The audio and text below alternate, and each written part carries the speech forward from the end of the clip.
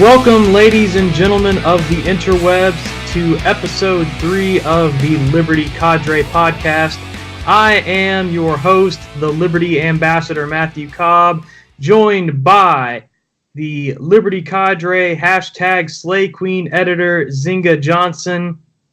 And we are here to give you all the important news, or at least the stuff that we think is important, in roughly 30 to 45 minutes. So, how are you doing this fine week, Nzinga? I'm doing okay. It's been a crazy week for news, which is awesome for us, but, bad for some people. But so it's been a good day. It's been a good week. How are you? I've been doing all right, just trying to keep up with all this craziness going around. And speaking of craziness, I think it's probably best for us to start with the craziness that is going on in Venezuela. Yeah. Nzinga, I understand you've been following this rather closely, so what's going on in Venezuela? Yes, so there is an article coming later tonight. I'm going to be dropping that. And there is a video on my YouTube channel called Counterculture with Nzinga. So be on the lookout for that. So I'll just jump right into it. It is a hot freaking mess, Matthew. It is a hot mess. Like, it's pretty bad. And I know you and I and some of the other Liberty Cadre contributors have talked about it. We've argued about it with other people on social media networks, and where folks think, the Venezuelans breaking into zoos is just an isolated incident. I remember that being said specifically maybe last year, and it's like, no, this is a huge thing. So here's just a few headlines that I want to read to you that show you how bad it is over in Venezuela. So here's one. So pretty much there was an island where dozens of people waded in water into the ocean. They forced their way onto a fishing boat, stole all the sardines, and went back home. Wow. In another city just west of Caracas, thieves broke into a veterinary school. They stole 2 pregnant thoroughbreds, slaughtered the thoroughbreds, and ate them. And there is a video where folks in a specific city in Venezuela, they cornered a cow, they stoned it to death. And while they were stoning it, bystanders screamed out, the people are starving, the people are hungry, the people are hungry. Grocery stores are being looted, and literally ketchup, from condiments to meats, everything is being taken. The people are, when I say starving, it's not like they're a little bit hungry and they maybe have some crackers in the cupboard. No, they are completely starving and completely out of food. The government has tried to step in, lower costs for food for poor people, but economics, that doesn't really work. If the cost is too low, then the stores who are selling the product aren't making any extra money. They're not making any revenue. So a lot of these grocery stores have closed. Well, yesterday, this gentleman by the name of Juan Guaido, we'll go with Juan because I can't say his last name. He said this is the final phase for Operation Freedom. He pretty much did a call to arms to the military for folks who aren't loyalists to the President Maduro, and they're pretty much trying to take over the regime. What ended up happening is people began to protest, and literally the Venezuelan government had armored vehicles that were running over people. There is footage of that, which is pretty egregious. An ambassador for Venezuela said that there was nothing going on. Like, no, we're not implementing violence and force on our people. Move along, nothing to see here. Right. But you can't deny the dang trucks running people over. Or not trucks, truck. I don't know how many times it happened, but there is at least one video of a truck running people over. Also, the protesters just imagined it. Well, maybe they just fell out and just went like that and squashed their insides. I'm sure it was just like a incident with a Lego truck just blown out of proportion. Right, or something like that, or maybe it was a doctored video. But also, doctors have reported that they're treating people for wounds from rubber bullets. So the ambassador from Venezuela pretty much said, like, there's nothing to see here. This is all being blown out of proportion. The issue that I really have personally, like, obviously I feel for the Venezuelans and I pray for them, and I hope that something good happens for that country because it was once a rich country. but it's been going downhill for years. So this is kind of inevitable. Like, they gave up their guns, they gave up their freedom of speech, they gave up a lot of rights for the government to take care of them. This happened back in like the late 90s. So now we're at this point where America's like, what do we do? Do we need to step in? Well, there's a congressman named Adam Kinzinger who says we do need to step in. And, he gave this small little speech on Fox News saying, we need to be the beacon of hope in our hemisphere, and our hemisphere is dying, and our hemisphere is hurting. We need to help them. Also, Governor Rick Scott, he jumped into it saying that it's about time that we do something. And really what they're talking about is military influence in Venezuela. There's a gentleman, a billionaire by the name of Eric Prince, who stepped in and said, I have an idea of how we can settle this issue in Venezuela and probably a lot of other countries. He's the founder of a security firm called Blackwater. That name sounds familiar. Yeah. Now, this is like literally a Bourne Identity movie. It's amazing. You remember in Bourne Identity, the kind of security firm, or like this Black Ops mission was called Blackbriar. It was like some kind of training program, whatever. Well, this one's called this is a real life one called Blackwater. Not saying that they're doing anything crazy, but it's like a private security firm. He thinks that we can get people who look like Venezuelans, so folks from Peru, folks from Ecuador, folks who are, or men who are Spanish speaking, send them over there. It will cost about $4 million, I think.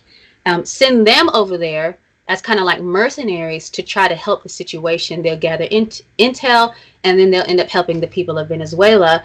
The Trump administration has said we aren't taking any options off the table, but for some reason, this option with Eric Prince, they are taking off the table. Now, my opinion, we need to stay out of it. The thing is that America is America because there was a group of people who sacrificed everything to overthrow and to kick out the English. That is exactly what the Venezuelans need to do at this point. Unfortunately, they already gave their guns up, and so they're at a disadvantage there. But they have to do it themselves, and then they have to decide what kind of country they want, because that's exactly what we did as Americans. And if they are going to get aid, I think it needs to be from something that is not American military men and women. It doesn't need to be our tax dollars pouring into another country in which we have nothing to do with it. And that's kind of the libertarian inside of me. What do you think? I was actually waiting for a point to jump in there because I do actually agree with you that I don't think we need to intervene military on this. I've done a little bit of reading on it myself, and for a little bit of background is kind of how Venezuela, the recent crisis of president of who is actually in control of that country, Juan Guaido, I think is how you say his name. He is the president of the Venezuelan legislature, their National Assembly, which is elected by the people. And he declared himself interim president in January as a result of the current president, Morado. Was his? Yeah. Morado, I don't know. The M guy. Yeah. I think it's Morado. Maduro. Right. But Maduro basically he took over the presidency after Hugo Chavez died a couple of years back. He won an election initially in 2014 that was very, very close and was kind of marred by accusations of fraud. And then he won re-election in 2018, and this was just a gigantic mess. Right. The various opposition parties were barred from even participating to begin with. They kept changing the date of the election, almost not quite explicitly, but almost explicitly for the purpose of derailing any opposition's chances to actually go out and campaign. So it's a mess, and it's part of the reason why the United States and the UK and multiple other nations have not recognized him as the legitimate president of Venezuela. So that's kind of the background for all of this. And something interesting about Juan Guaido is he's definitely, by Venezuelan standards, he is right-wing, but kind of if you look at his views in more of a kind of general worldwide context, he seems to be more kind of a social democrat.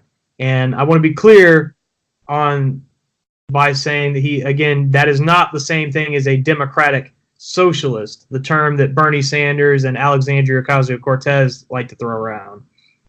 And while he hasn't explicitly mentioned kind of the Nordic countries or anything like that, from what I've been able to tell, his political views probably envision that sort of society, one that is definitely a democracy, one that has at least some degree of respect for things like freedom of speech and freedom of association and those sorts of things, and has a market economy, but one that he's definitely not opposed to a lot of progressive values or progressive kind of economic programs and stuff like that. So I think it's important to talk about, especially when we think about potentially intervening, that the man and the party that he runs, they're definitely not conservatives in the American sense of the term. So I that's part of the reason that I definitely agree with you. I don't think it's going to help us to intervene, especially because the main reason he hasn't been able to really take control there already is because the military he's been able to splinter off a little bit of support, but for the most part, the military is remaining loyal to Maduro. So I think until they figure out a way to change that, sure, we could, I guess, try to go in and fight the non-loyal members of the military, but I think that's going to hurt more than it's going to help long term, especially when you think about now he's going to be perceived as illegitimate because, well, the Americans came and put him in power.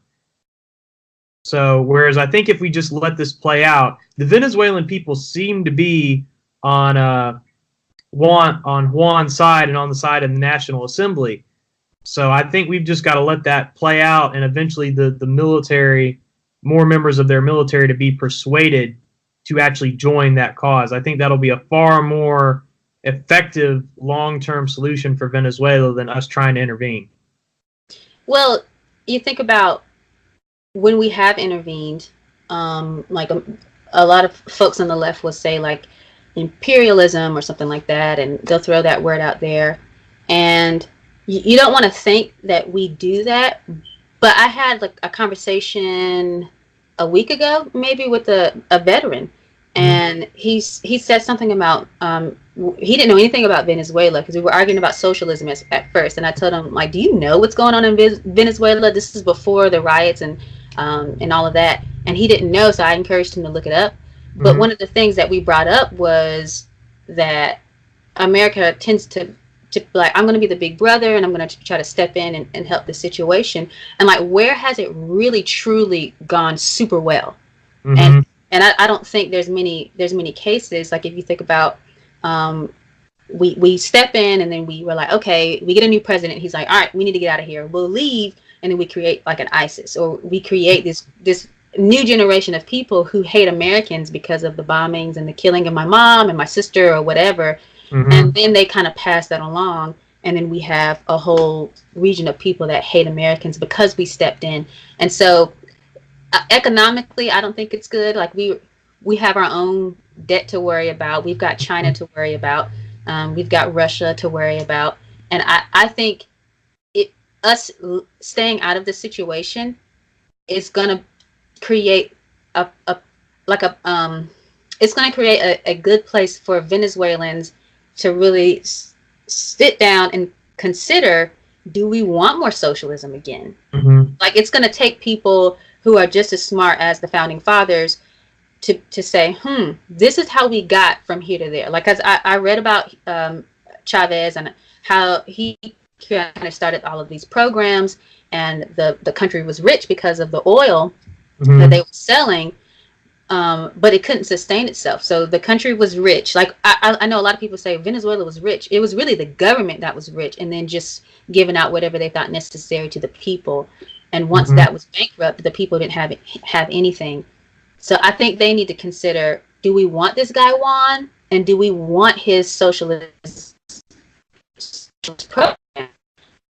And then if they come and say, hey, will you help us establish ... then maybe we can go in. But I don't think military force is the answer at all. Yeah, I have to emphatically agree with that. And I mean, because even to me, the best case scenario, if we did decide to use military forces, okay, we go in, we oust this government, and make no mistake about it, the government that is currently in charge of Venezuela is severely corrupt. I mean, from everything I can tell, this president is the current, not recognized by the United States, but the current supposed president of Venezuela, Morado,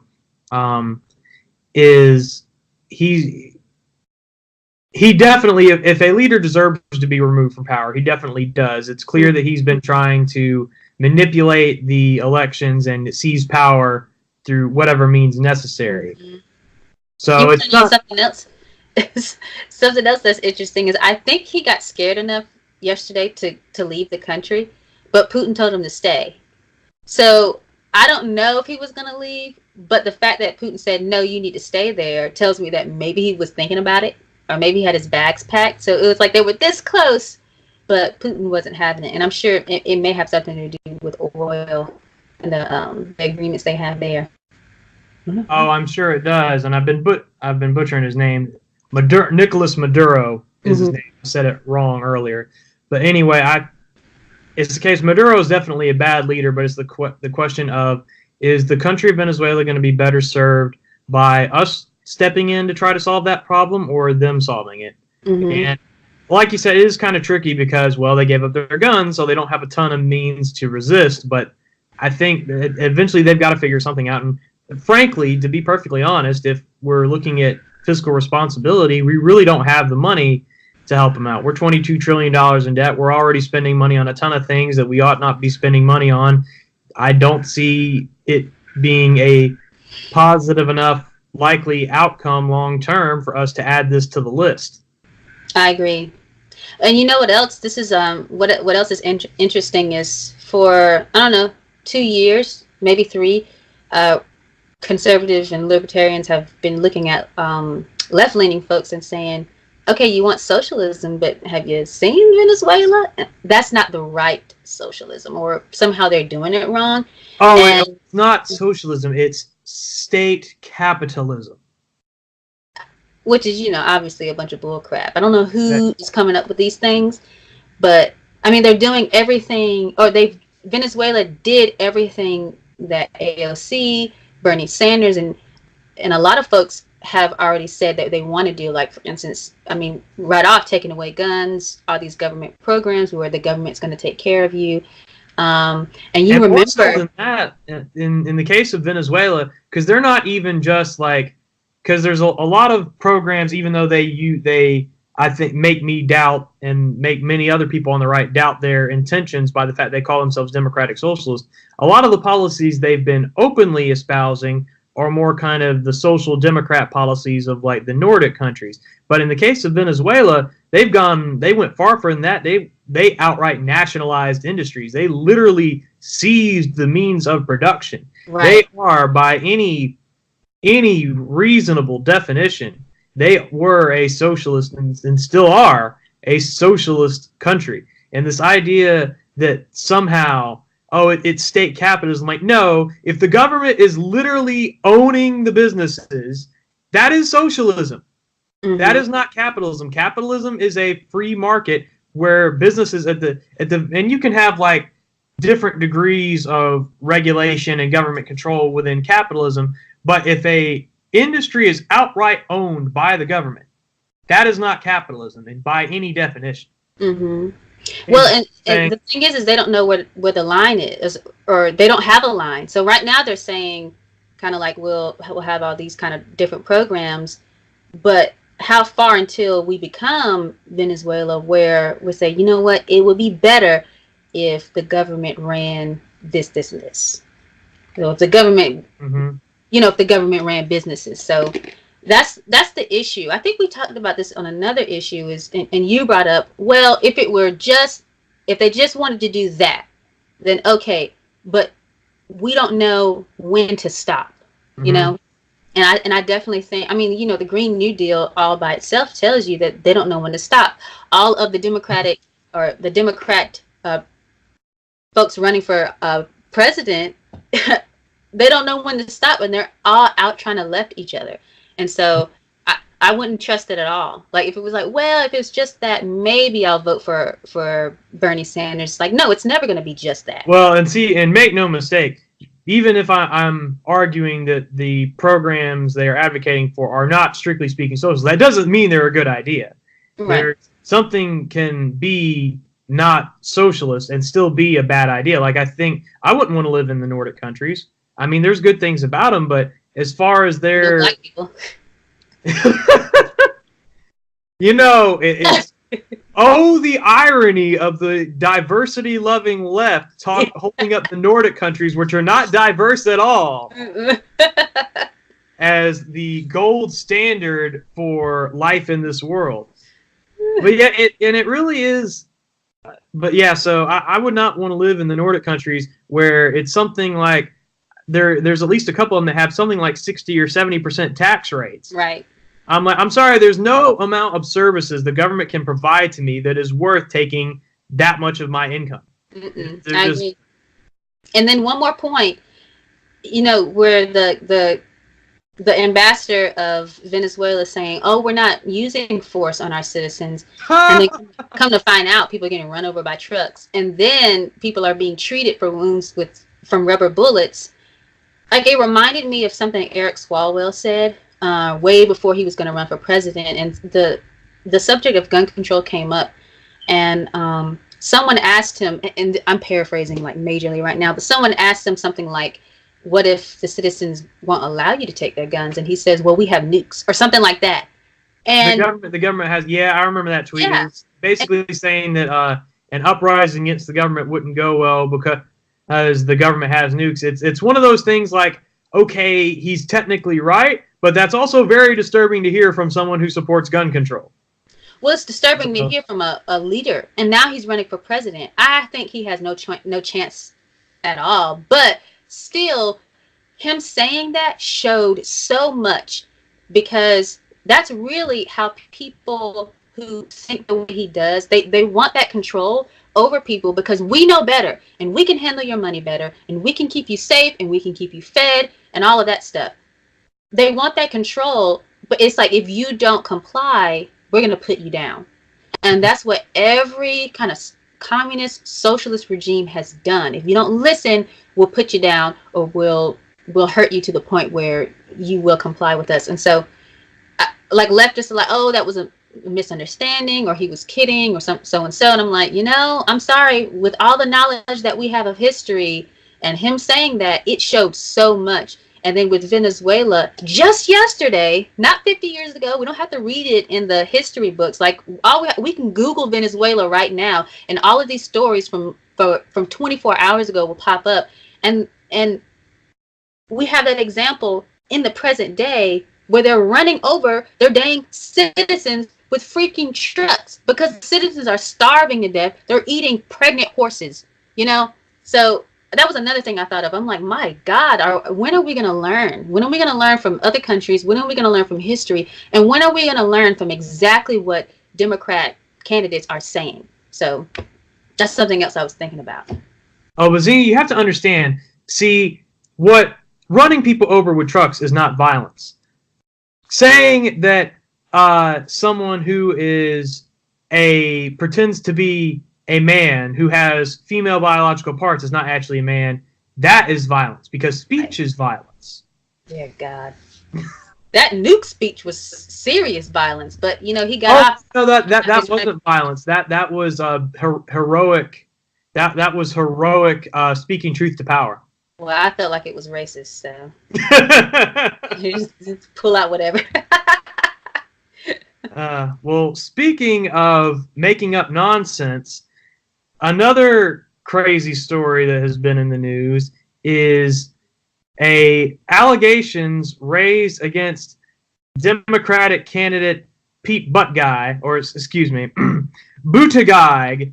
I'm sorry, whoever created that last name just gave him the short end of the stick. I'm calling him Buttgieg because that's what it sounds like. But anyway, so Pete has had a sexual assault allegation leveled against him by a person by the name of Hunter Kelly. And apparently this has already been revealed to be bogus. Mm-hmm. So what have you heard about the story so far, Nzinga? So I don't know if I made a mistake doing this, but when I was kind of researching this topic, I listened to the Young Turks and some other left-wing guy that was really mad. And from what I gather, it was these Trump supporter right-wing guys that were gathering gay Trump supporters or gay Republicans and trying to get them to lie, and they finally found one, and which is really bad. So it's like you wish that you didn't have to claim certain people. You know what I mean? And I guess these guys are some of the ones that we wished we didn't have to claim. I guess we don't really have to. Shoot. But yeah, their names are, I think, Jacob Wall and Jack Berkman are the two people who supposedly were orchestrating this. And what's really interesting is that Hunter actually came out. And that's not intended to be a pun. But Hunter basically sent I want to say it was a letter basically to Big League Politics, which they published, basically detailing how these guys had initially kind of recruited him just to try to do some like legitimate opposition research on Pete Buttigieg, and and basically, so he was like, because he is legitimately a Republican and is apparently a Trump supporter, so he wanted to help with that. But then basically, after he met with him, he figured out they had already concocted kind of this whole scheme where basically they had already written up like the fake accusation, which was the Medium blog post that was posted and then almost immediately taken down, and just how they basically kind of coerced him into getting to writing basically like a fake, I guess, a confession for lack of the better word, and just all sorts of really, really dirty stuff. Mm-hmm. And it's really crazy to read about the efforts those guys went through. And like to me, it's just despicable, because I have no love lost for Pete Buttigieg, as probably as reverenced by the fact that I don't treat his name with a great deal of respect. I think I severely disagree with his trying to paint Christians as Mike Pence as being illegitimate or hateful and bigoted. That's the problem I've had with people on the left for years now. It's not any better because someone who claims to be Christian is doing it. Right. But nonetheless, it's still absolutely despicable to try to slander the man with accusations of sexual assault. I mean, there's really no excuse. It wasn't right when the left tried to do it to Kavanaugh. It's not right now when people who are supposedly on our side are trying to do it to a Democrat. Yeah, I totally agree. It's kind of weird too. Like, who does that? Like I never sit around and want vengeance and then say, I'll say he raped me. I've never sought to do that, and I don't know anyone else that has. And I've never watched either of those guys. Apparently they make content like pro MAGA content or something, but I think it may have something to do with our generation. So like the word racist has kind of been watered down to mean anything you want it to mean in the context of the situation.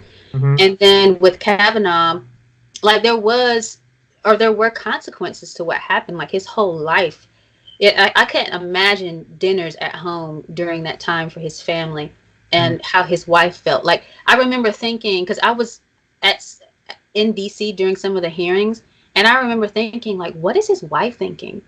Because all those allegations were happening. Who knows, where her mind was. Like, did this really happen? Is my husband a rapist? Like, all of those things, So I think that maybe it's a generational thing, and how the things have been playing out in the news where we don't really take these things that seriously, because nothing really ever happened to Blasey Ford.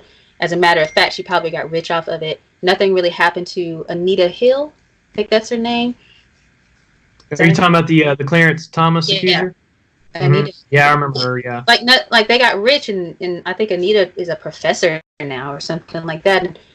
And so because there's no consequences, like as a country, when someone does that, we should look at them no matter if they're on the left or the right and say we condemn that behavior. And I honestly think that those guys should probably go to prison. Or I think I would agree with that. Yeah. Something, some kind of punishment should happen outside of just kind of social punishment. Yeah, I mean, I'd have to look kind of at the legal code again to see exactly what crimes they'd be guilty of. But I mean, definitely, it's. I mean that I think definitely if Pete Buttigieg sued him for slander, or I guess it would be libel since it was in print. But I mean, either way, I think he could in a can't talk today civil lawsuit for sure. I mean, I haven't seen a lot of. Well, what I am disappointed about is I didn't know about this story until you said, "Hey, here are the show notes." And I was like, I haven't heard about this. And I listened to a lot of different kind of right-leaning folks. And maybe I missed it. I could have missed it. I mean, maybe I was busy. But I'm disappointed that we didn't come out a little stronger on that. Because our side, we're supposed to be about the truth, about facts, don't care about your feelings. This is reality. The truth is not relative. And so with something like this, and maybe the guys weren't big enough in name for us to care. Maybe if it was Ben Shapiro, all hell would have broke loose. But I think it may have been good for us to say we condemn this. We don't accept this on our side. And as Trump supporters or as conservatives, as libertarians, we don't want any part of this. So I know. I think absolutely we should have come out strong. And maybe it was just Google biasing the search results, but about the only story I could find about it is Daily Wire wrote about it. Okay. I think that's where I first saw it. And obviously Big League Politics published the story from Hunter Kelly himself basically detailing it. But beyond that, I had trouble finding much about it. And like it really, and it is a big deal. Like it's a big deal that political operatives, whether they were on the right or even if they had been on the left, that the fact they tried to slander somebody, like that's a big deal and that's wrong. Like that's something that absolutely should not happen. And the fact that they basically tried to and another thing that gets me about it is, in addition to it being wrong, like it was also extremely sloppy, because I actually did get to take a brief look at the Medium article before it got taken down. And like even the accusation itself was super vague and unspecific. Like even before I had found out that basically these two operatives had concocted a scheme to make all this up, like the allegation didn't even seem to hold up, even just on its face. Like I've actually Daily Wire actually managed to get the allegation, and it's not very long, so I'll just read it. Bring it up real quick here. Okay, so basically, here is what was in the Medium post that was written, but not actually, though, by Hunter Kelly. Gotcha. My name is Hunter Kelly. I am 21 years old. This is by far the hardest thing I have ever had to do. For the past 3 nights, I have not slept even a single hour. I have vomited 8 times. I was sexually assaulted by Mayor Pete Buttigieg. I didn't know who he was back in February, only that he told me he was an important politician. When I started seeing him on television 3 weeks ago as a presidential candidate, I thought about coming forward. I am a gay man. I have been grappling with my identity for a number of years. I live, work, and attend college in rural Michigan. I know that by coming forward, I will make a hard life even harder. But I must do so. I must do so for my country, for other gay men like me, and most importantly, to stop a very bad man from becoming president of the United States. Now, I was going to say, Nzinga, I don't know about you, but that sounds somewhat fabricated to me. First of all, do you have enough in your stomach to throw up 8 times? I'm just saying. I'm not one that vomits a lot. I haven't vomited in years and years. But good God, that's a lot of vomiting. Second, the first thing that got me, like if I didn't know that this was a concocted story, The thing that gets me is that kind of I'm a hero kind of talk. Like, I'm doing something really good right now, and I am compelled to do the right thing. Like, if you are a victim, you're going to be like, this has been so painful for me. I haven't been able to live with myself. I've had therapy. This is so hard. I just have to let the truth out. It would be something like that. Like, you'd be talking about how difficult it's been for you. Like, I've never been sexually assaulted or anything like that, but I know people that have. The internal turmoil is probably worse than the actual act of being assaulted like that. So I'm like, that's when you were at the end there, I was like, okay, he's full of crap, because it's like, I must do the right thing because I'm a good person. Like, what? Like, that alone, like, if someone came to me and they were telling me something terrible happened to them, and then they start talking like that, I'd be like, full of crap right there. My meter would all my Nzinga senses would just go off. I'm like, no, I'm not believing that story. You can take it somewhere else. So, I don't know. I think obviously he's full of crap. And he sounded full of crap when he sent that letter in. Yeah, so that was, and again, I want to be clear, that was not actually Hunter Kelly who wrote that. That was right. The fabricated, that post was fabricated by Jacob Wall and Jack, I think Berkman was his last name. But so I think yeah, it's like, so not only are you going to be lying, despicable scumbags and try to slander somebody, but you're not even going to take the effort to do it well. I mean, like, God. It's bad enough that it's bad enough that you're immoral, but you're also incompetent. Like, right. Get out. We don't want you in our movement. That's not a good combination either. Stupid and immoral. Not a good combination.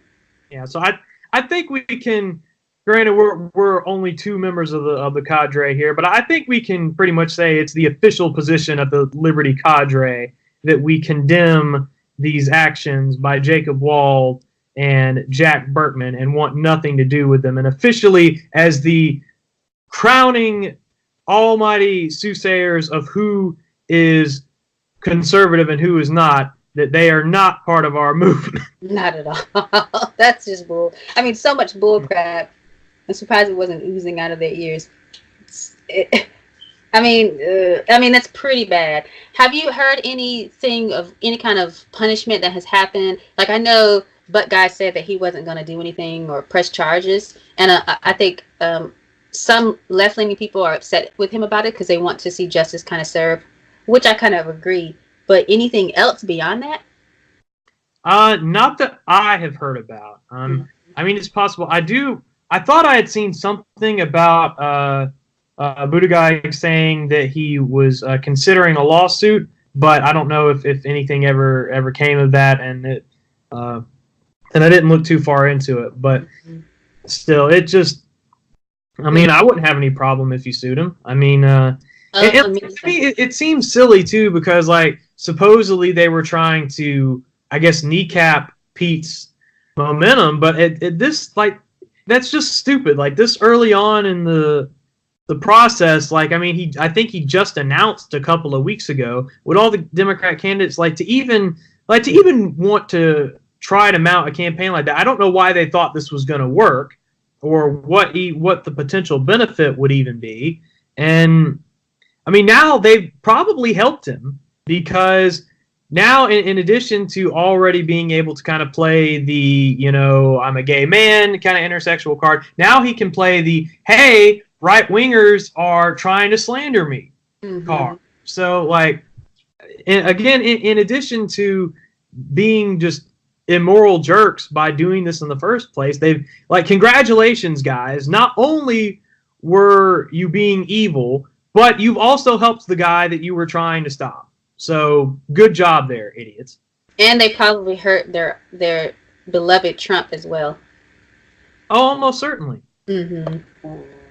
But anyway, so our last story that we're going to get to today comes from the pages of Social Justice Illustrated, Sports Illustrated. Apparently, they are putting a Muslim woman wearing a burkini on the cover of their swimsuit issue this year.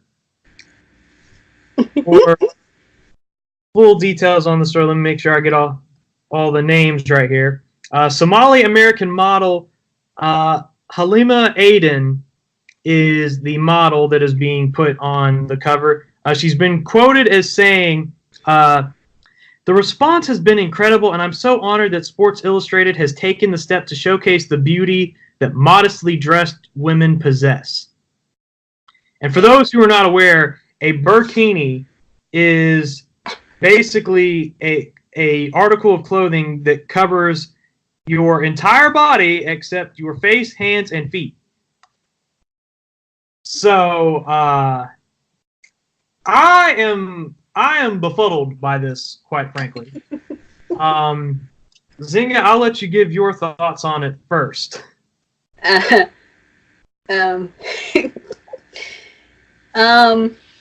think it's funny because it's like going against everything that it's in a man's nature. Like, I know what we'll do. We'll put, because she's a really pretty woman, right? Mm. I saw a picture of her. She's gorgeous. Mm. We'll put a beautiful woman and we'll cover her up. That'll get some magazines. And I'll be honest. I'm a Christian girl. I'm not all for taking your clothes off for the pleasure of men. Mm. But if that is your job and that's what you're setting out to do, then why would you take a beautiful woman and cover her up?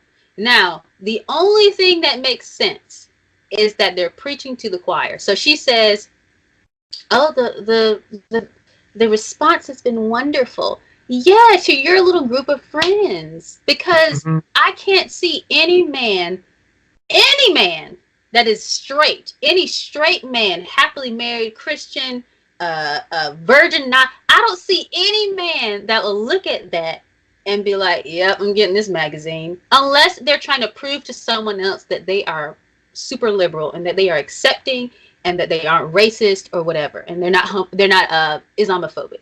So it doesn't make sense because men are more visual than women. Mm-hmm. They like to look at pretty women. And they like to see women with less clothes on. I mean, that's just the way it goes. I don't know what Nzinga. I am offended by that assertion. Whatever, Matthew. Where you got the information that us men like to see women without a lot of clothing articles on. That is slanderous, libelous, facetious, and just full of other words that I'm pulling out of the dictionary of my rear end here.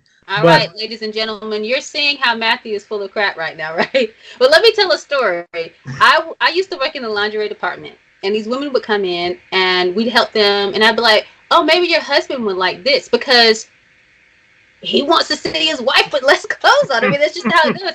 And she's like, actually, he doesn't care. He'd rather see me naked. Like, that's just how men are. And this woman wasn't like a young woman. She was maybe 50s, 60s. He still wants to see his wife with no clothes on. Mm-hmm. Like, that's just the way men are, and that's the way God made them. Now, do they need to be looking at every woman naked? I don't think so. Mm-hmm. But if you are that man that feels free and liberated enough and doesn't think that God cares, or if there is a God, and you want to go and buy the Swimsuit magazine from the Social Justice Illustrated, like, you don't want to look at that. You know, you don't want to look at clothes. You want to look at skin. Exactly. And like that's the thing that really gets me about it is like, it would be one thing if it were like, I don't know, like some sort of fashion magazine doing this. But like you were saying, like this is a magazine for guys. Men buy this magazine for the purpose of seeing women with very little clothes on. Right. It's for people who they want to basically tell themselves that, okay, this isn't porn because they're wearing something.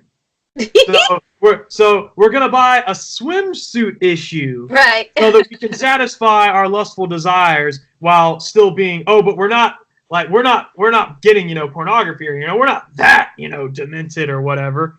But to me, it's just the most ridiculous thing ever that they're putting her on the cover with again, all basically fully clothed. And Babylon Bee, I think, had some, as they tend to do, some very hilarious satire about it, about a Southern Baptist girl basically like having a skirt down to her ankles or something being put on the cover of something. Yeah. And it's just like, because here's the thing, like, I could appreciate, I guess, as a Christian man, like, okay, if you want to say that, we're making a general shift toward, not showing women being nearly naked and appealing to the lust of men to try to make money. Okay, I mean, I guess, I can appreciate that on some level, but here's the thing, like, the rest of the magazine is still nearly naked women in swimsuits. Like, well, they're pandering. They're trying to please someone, Exactly. It's not real. Exactly. So you can't even make that argument with any kind of consistency. And I guess, and really, even if they were, that'd still be kind of a waste of time because it's a sort of thing like, would men rather see women, even pretty women, all dressed up in clothes, or would we rather just see our own girlfriends and significant others with less clothes on?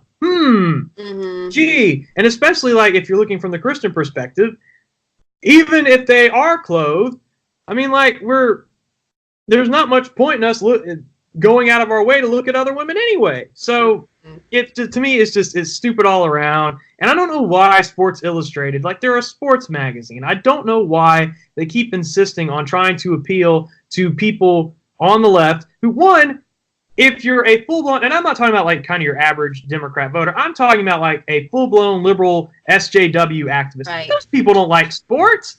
It's everything they hate. There's winners and losers. There's competition. There's a lot of masculinity involved in it. And a lot of the sports, it's everything they hate. They don't like sports. And yet you have Sports Illustrated trying to appeal to them. It's stupid. It's just like, this is even worse than the thing they did a couple years ago where they had Ashley Graham on one of the covers trying to promote this like whole fat body positivity thing. Like at least Ashley Graham, like if you're into curvier women, like at least she's a good looking woman and she still didn't have a lot of clothes on. I mean, it was still stupid that they're like, oh, in a magazine full of thin, clearly healthy looking models, we're going to take the one woman who probably could stand to lose a few pounds, to put it nicely.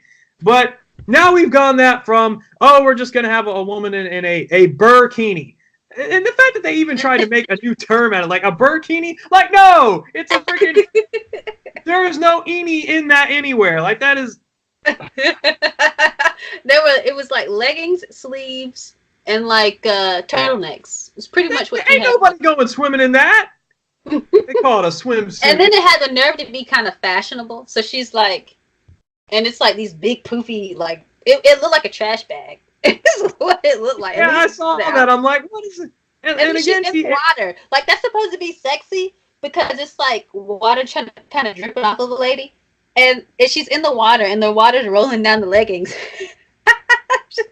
I saw when I saw that, I was just like, oh my gosh, there's no way that this is gonna be good for the average male, the average beer, like you just said about sports, beer drinking.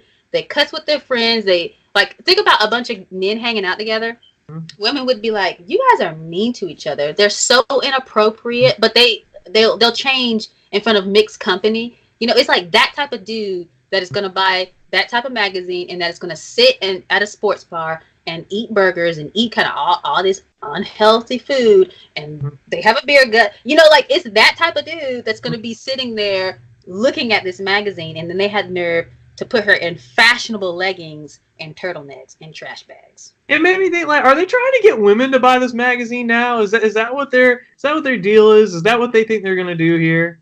You know what I think is happening and has happened? I think that all of these kind of industries that have always been more masculine, and it's like that's a man's world, and us women stay out of it, and vice versa. Like it's been infiltrated by these women and probably men who went to college and got a degree in like women's studies or something. And then they go get a job at Sports Illustrated because by that time it's culturally unacceptable not to have this amount of women. And then they go in there and they're like, you know what? We need to change things.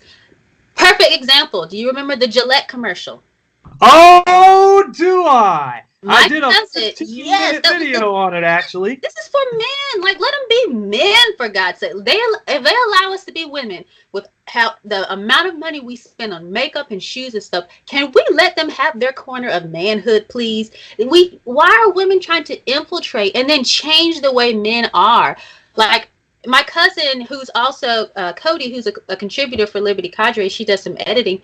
She had this not huge, but she had an argument on Facebook concerning that Gillette commercial. And then she went and dug up some research. And the two women who produced that commercial were SJW feminist women. Mm-hmm. They weren't men. Men aren't doing this crap. I bet if we look hard enough into it, we would find that this came from a woman. This whole big Burkini thing came from a woman. And they're infiltrating men's spaces. And men, honest to God, y'all need to kick them out. Maybe that sounds a little mean, but kick him out. You know what? You're fired because that was a stupid idea. And this is a man's world, honey. And we do not belong. There's just certain areas where men and women do not belong together. And I think the Burkini, they need to separate and vice versa. The thing that to me is really insidious, it's not enough that they want to feminize men. They don't seem to want to leave women well enough alone either. Every woman has to be like this sort of masculine action hero. This is like if Captain Marvel, like when we talked about it in the first podcast, is the perfect example of it. Like she basically had no character except for she was basically like she can do everything a man can do, kind of, sort of, not really, because she failed at pretty much everything in the movie. But the fact that they want to make men into women and they want to make women into men. Ugh.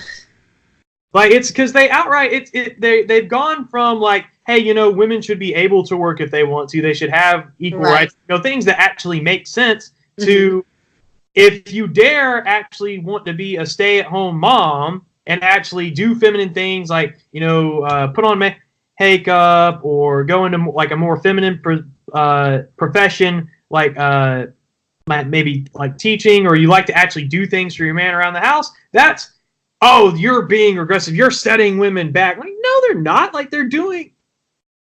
Yeah. It goes back to that kind of control thing that it's like I think it's a attribute of the left, where I have this way that I think the world should be. And I am going to make the entire world, bend to what I think the world should be. Mm-hmm. So not only do we condemn women for not wanting to be engineers, but now we need to go into schools and we need to make them recruit women for these different areas. Maybe they don't want to do it. They want to, you just don't know. And so they almost intimidate you into bending to what they want you to do, into the way they think the world should be. Like, if you want to be that, go and be it, but don't try to make everyone else bow to your will. And I think that's an attribute on the left. That's why they want socialism. That's why they want communism. I think that's why they like Islam. It's because it's about, I'm in control, you aren't, and this is the way the world should be, and I'm going to make you do it. And I think this Burkini, though it's a funny example, is just a prime example of feminists infiltrating different industries and trying to make it effeminate, because that's the way they think men should be. Yeah, I have to agree. I don't agree with Milo Yiannopoulos on everything, but I think he's right when he says feminism is cancer. At least the modern incarnation of it. Oh, darn, you're darn right. Yeah.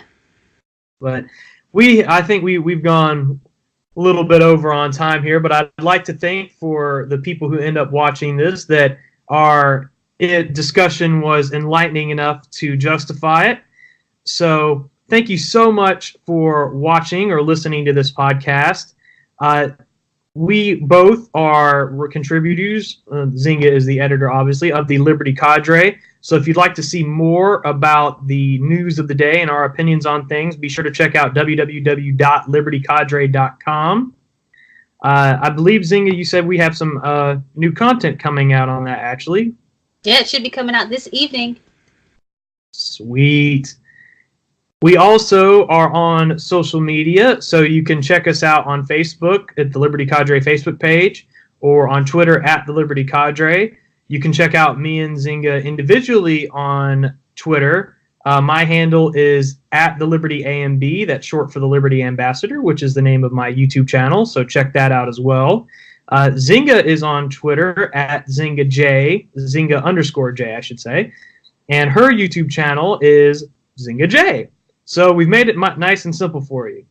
So go check out all of that. Again, thank you so much for watching. I think that's all the plugs I need to get in. Oh, I think I may have missed one. Go ahead, Nzinga. One more plug I'd like to plug is that if you go on libertycadre.com and you really like our content, go ahead and donate $1, donate $2. We want to grow this channel. We want to grow this platform. We really want to be an alternative news outlet for conservatives and for anyone else who just wants to know the hard, cold facts.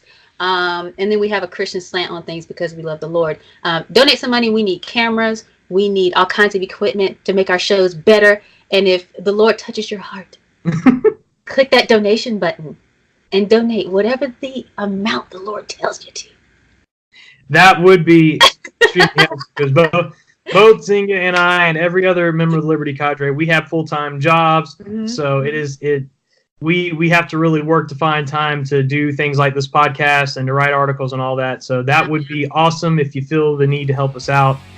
But again, thank you so much for watching, and we are going to sign off here. Bye-bye.